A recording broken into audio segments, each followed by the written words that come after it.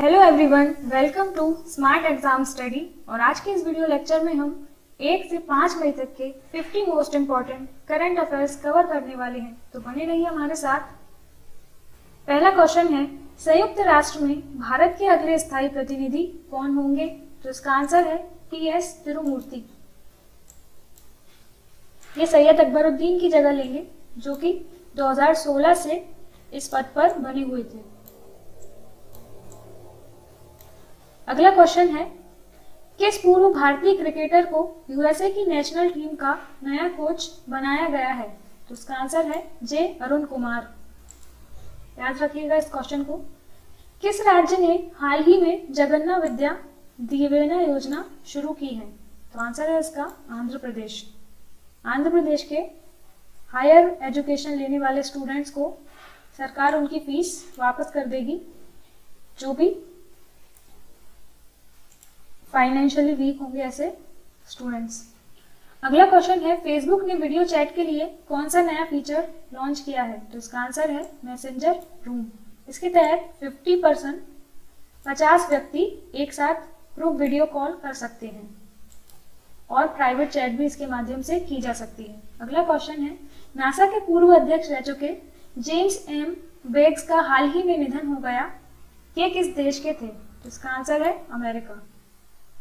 अगला क्वेश्चन, हाल ही में अमेरिका ने किस कंपनी की 5 विदेशी साइट्स को ब्लैकलिस्ट कर दिया है? तो आंसर है इसका अमेज़न। कौन कौन सी कंपनियां हैं? UK, France, Germany, China. Boxing championship की मेजबानी भारत की जगह अब किस देश को दी गई है? तो इसका आंसर है सर्बिया। अगला क्वेश्चन, प्रसिद्ध अभिनेता ऋषि कपूर का हाल ही में 67 वर्ष की आयु में निधन हो गया। उनकी पहली फिल्म कौन सी थी? तो इसका आंसर है बॉबी। ये किस सन में आई थी? आप कमेंट सेक्शन में लिखकर बताएंगे। फीफा ने सभी स्वास्थ्य कर्मियों को प्रोत्साहित करने के लिए हाल ही में कौन सा अभियान चलाया? तो इसका आंसर है we will win, #we will win. इसमें 50 फुटबॉलर्स ने पार्टिसिपेट किया था, फॉर्मर और प्रेजेंट के, जिसमें बाईचुंग भूटिया ने भी पार्टिसिपेट किया था। कतर में भारत का नया राजदूत किसे नियुक्त किया गया है? तो आंसर है इसका दीपक मित्तल। कतर की राजधानी है दोहा।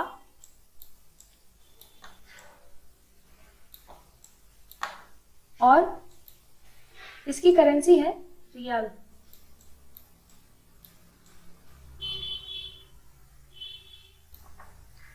अगला क्वेश्चन, दुनिया का सबसे ज्यादा देखे जाने वाला शो कौन सा बन गया है? तो आंसर है इसका रामायण।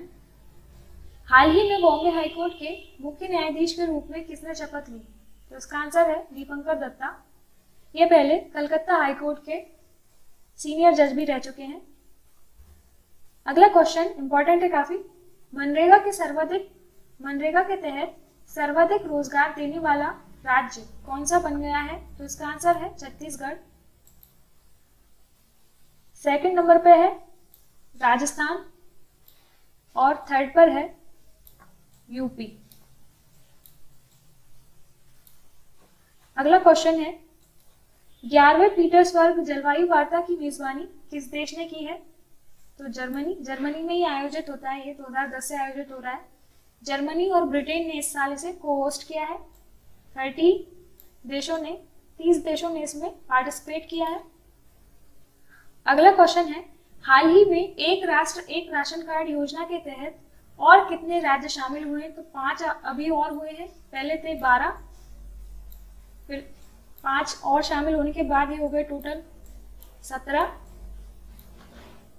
लेकिन अभी हाल ही में 3 राज्य और शामिल हुए, तो अब टोटल इसमें 20 राज्य एक राष्ट्र एक राशन कार्ड योजना में शामिल हो चुके हैं अब तक। मोटर स्पिरिट पर कोविड-19 उपकर लगाने की घोषणा की है। तो आंसर है इसका नागालैंड। उपकर होता है सेस, टैक्स के ऊपर टैक्स जो हम देते हैं वो होता है सेस या उपकर, जो किसी विशेष कार्य के लिए लगाया जाता है सरकार के द्वारा। अगला क्वेश्चन है, अंतरराष्ट्रीय बजट पार्टनरशिप द्वारा किए गए ओपन बजट सर्वे में भारत की रैंकिंग कितनी है? तो आंसर है इसका 53वीं रैंकिंग है। इसमें टोटल 117 देशों की सूची बनाई गई थी, जिसमें भारत की रैंकिंग है 53rd। इसका रीजन ये है, क्यों किया गया है ये सर्वे?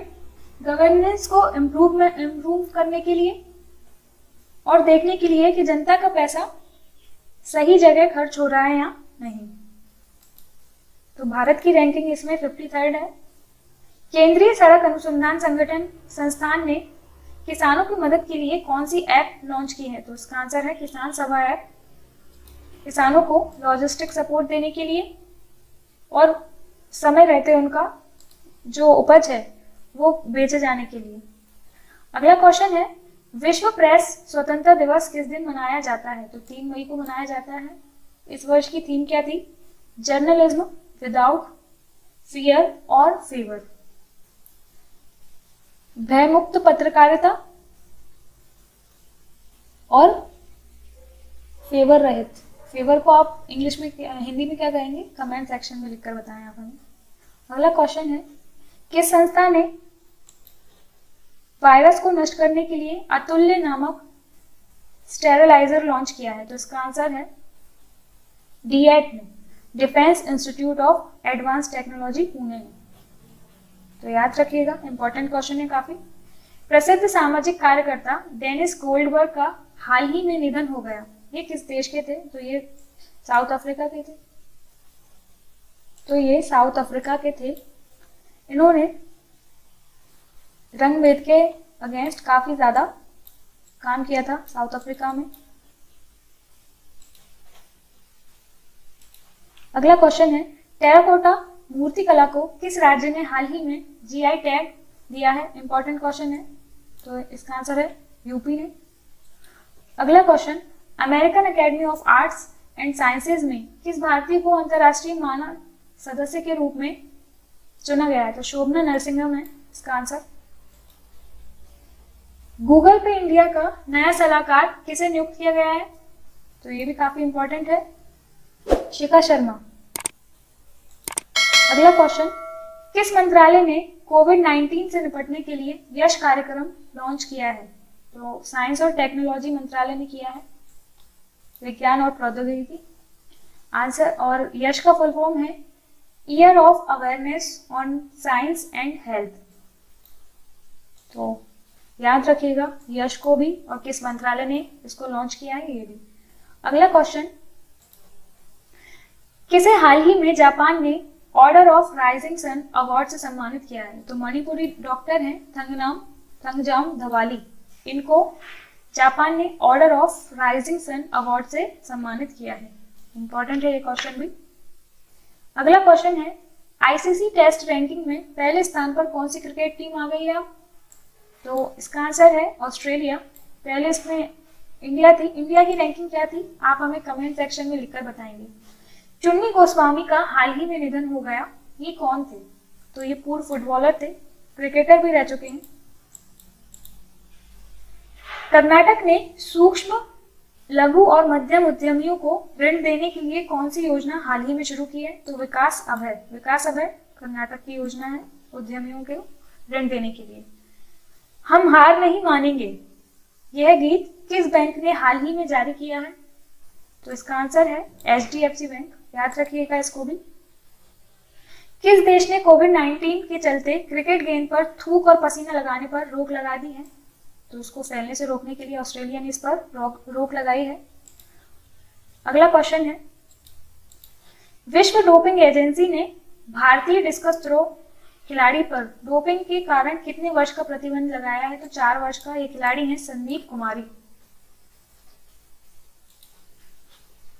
The future of river management विषय पर किस मंत्रालय ने आइडियाथॉन का आयोजन किया है?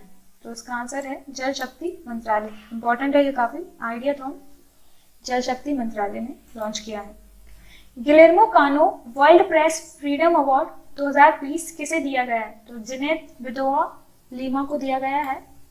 ये अवार्ड किसकी ओर से दिया जाता है? ये अवार्ड दिया जाता है यूनिसेफ की ओर से। अगला क्वेश्चन है कोविड कथा नाम से मल्टीमीडिया गाइड किसने लॉन्च की है? तो डॉक्टर हर्षवर्धन ने लॉन्च की है कोविड कथा। लोक लेखा समिति के नए अध्यक्ष कौन बने? तो अधीर रंजन चौधरी, इनका नाम अभी हाल ही में चर्चा में था। यूवी क्लस्टर नामक एक अल्ट्रा वायलेट कीटाणु शोधन टावर किसने विकसित किया है? तो डीआरडीओ ने विकसित किया है।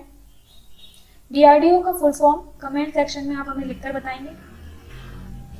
अगला क्वेश्चन है आईसीसी की पुरुषों की नई टेस्ट रैंकिंग में भारत की रैंकिंग कौन सी है? तो थर्ड स्थान पर आ गया है, तीसरे स्थान पर आ गया है भारत, पहले फर्स्ट पर था।